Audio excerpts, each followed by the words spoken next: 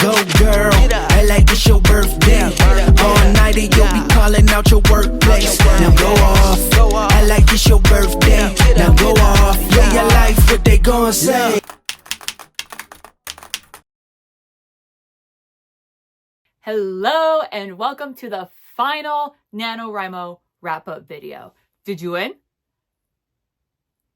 I haven't yet, because I am just now realizing that today is Tuesday, the last day of November is Thursday, and that's when this video is supposed to go up, but I will definitely be writing down to the line. So this is probably going to be Friday. So happy Friday if you're watching, and I hope you won NaNoWriMo. As for me, currently, right now, as of Tuesday, I am sitting at 43,431 words. We're right there. We're so good. We're going so strong. I am definitely going to finish through sheer force of will and via competitive spirit, if nothing else. I have to write 2,100 words today, tomorrow, and Thursday to make that 50,000 word count. But I've been clocking pretty much that many words a day since I've started my catch-up game anyway. So I am feeling very confident in my ability to finish.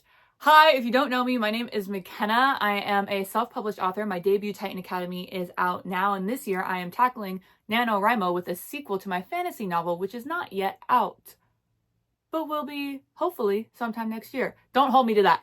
I make no promises. Forget I said that, actually. Forget I said that at all.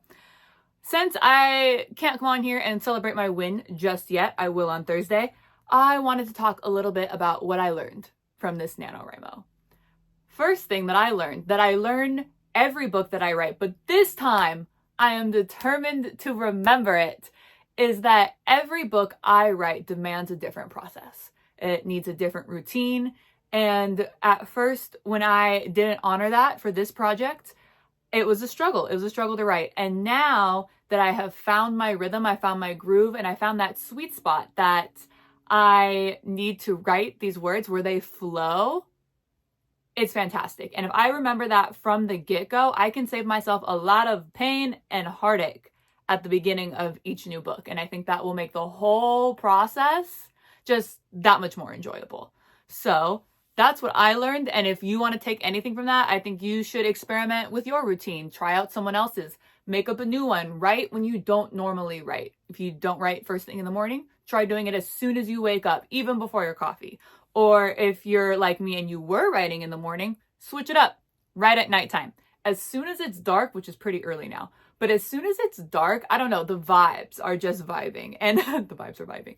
I'm a writer.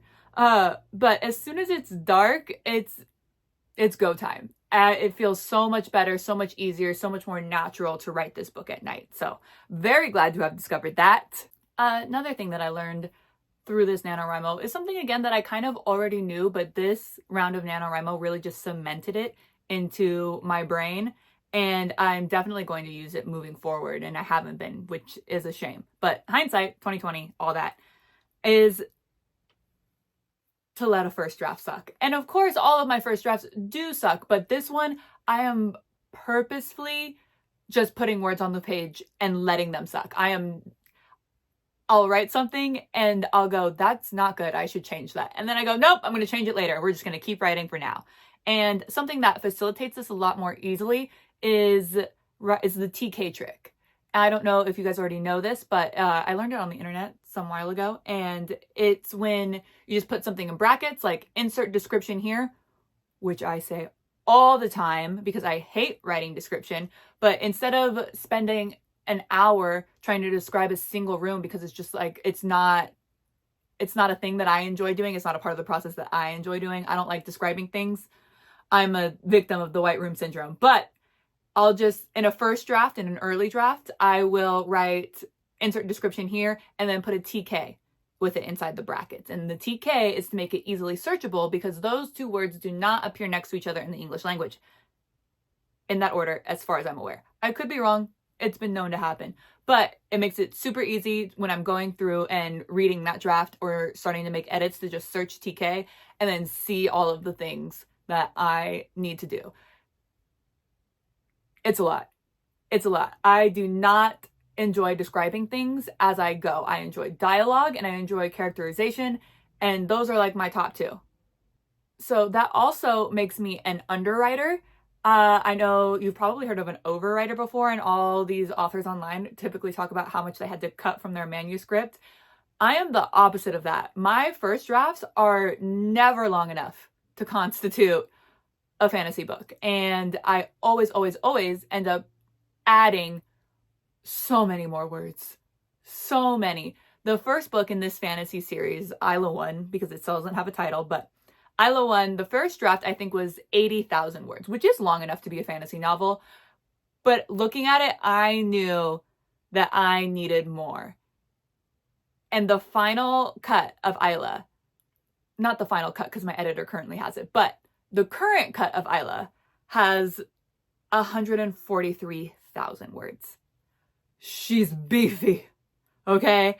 It's kind of insane how high that word count shot up, but that wasn't just description that needed to be added in afterwards. That was also, I added a lot of scenes.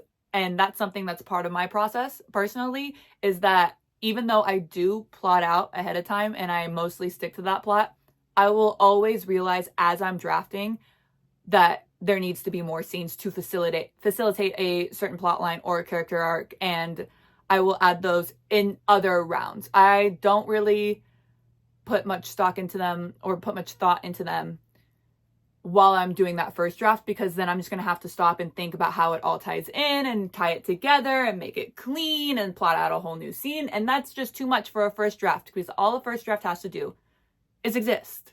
And I know that I will get back to it later. So I'll make a little note. This needs to be readdressed in a scene where we do this, blah, blah, blah, blah, TK. I'll handle it later. Okay. That's it for today. It is still Tuesday. I still have to write today, Wednesday, Thursday, but I will for sure check back in, if not tomorrow, definitely Thursday, to let you guys know that I won NaNoWriMo. All right? You and me, we're going to crush this. Okay. It is the last day of NaNoWriMo. It is November 30th. It is currently 6:53 p.m. and I have exactly 2,000 words left to write in order to win NaNoWriMo. So I'm gonna go do that right now. Go, go, go, go, girl. Go, go, go, go, girl. I did it!